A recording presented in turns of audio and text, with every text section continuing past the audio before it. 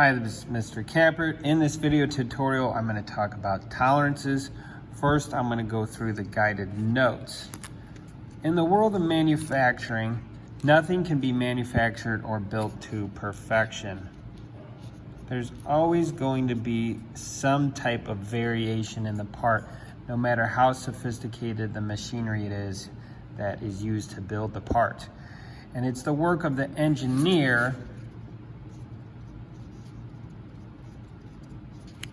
to determine how accurate the measurements need to be in order to fit. Tolerances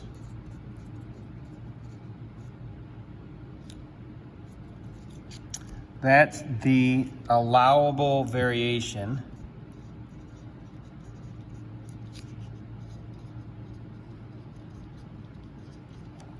for any measurement in order for the part to fit. So you may be saying, accurate, why don't we just say we want next to perfection? Maybe we want something within a millionth of an inch. The problem is, the more accurate you want the part to be, the more expensive the machining process is. So the engineer really needs to determine a cost analysis on this. Is how much are you willing to pay for how accurate it needs to be. If it's a children's toy, it doesn't need to be that accurate at all. So there's no point in spending all this extra money to make an extremely accurate part. If it's a part that's going to be used in an airplane, then yeah, you know, 1/100th of an inch or 1,000th of an inch, maybe 1,000,000th of an inch, it needs to be very accurate, and it's going to cost you a lot of money to have that part built. That's why an airplane costs so much and all the replacement parts cost so much. An example of a tolerance that you would see on an engineering drawing would be 1/4 inch plus or minus 1/100th of an inch. So an engineer would be saying, I want this to be 1/4 inch, but I'm okay if you go a little bit bigger by 100th or you go a little bit smaller by 100th, and this part is still acceptable to me. If you're not in that range, then this part's not going to work for me and probably not going to pay you. So this same example here, I did the math. So the engineering is saying on the upper end, I'm okay if it's 26/100ths or 0.26 inches. I'm also okay if you make it a tiny bit small and you make it 0.24 or 24/100ths. So that's the range that the engineering is saying is acceptable. If you wanted to make that even tighter range, it would cost you more money. Like I said, if it's a toy or something where accuracy doesn't matter, maybe you have a larger range that it can be in order to fit. So I have these parts that I put together for my puzzle. And this is really what happened a couple years ago. I was testing out this project before I had students do it. And it was a little stressful because after I printed out the parts, I noticed they didn't fit together. And at first, I couldn't determine why. Because if you look at my drawing here, this prong, that's what I'm calling a prong, something that sticks out and goes into a gap. If you take 0.75, so 75/100ths or 3/4 of an inch, minus 1/2 inch, you get 1/4 inch. The gap that it goes into, if you take 1/2 inch minus 1/4 inch, you get 1/4 inch. So what's going on here? This is 1/4 inch, this is 1/4 inch, and it's not fitting together? So we'll go through the first couple problems here. In the image on the next page, what is the width of the prong on the gray part?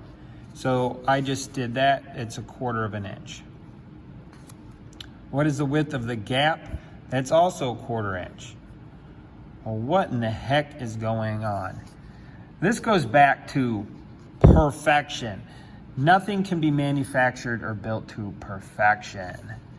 So you want to write that in there. Nothing can be built to perfection.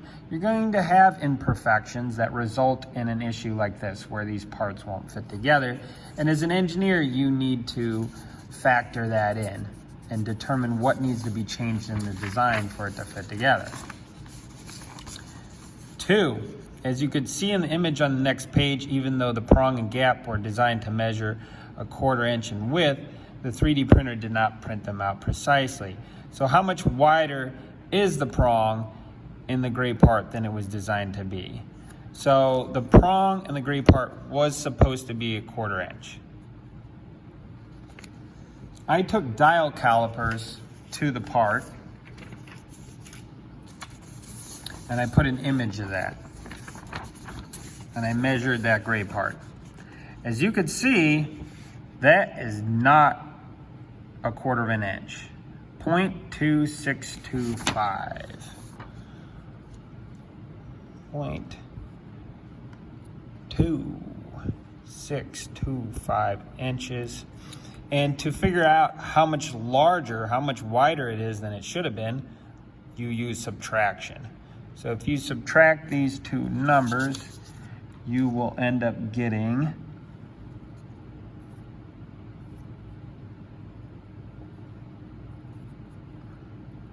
that number. All right, so it's this much larger, wider than it should have been. Too much plastic was added. How much narrower is the gap in the orange part than it was designed to be? So it was designed to be a 1/4 inch.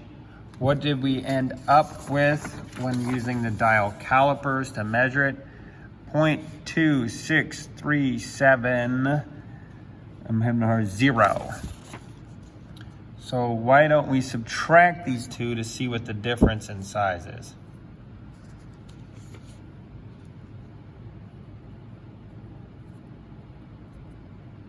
And that is going to be this number here. So that's how much narrower it is than it really should have been.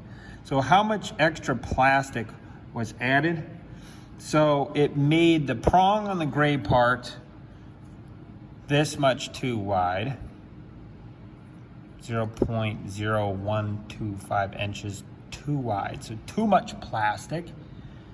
And then it also added too much plastic to this gap, making it narrower than it should be. And it made it 0.013 inches narrower than it should have been. So this is all due to excess plastic being added by the 3D printer.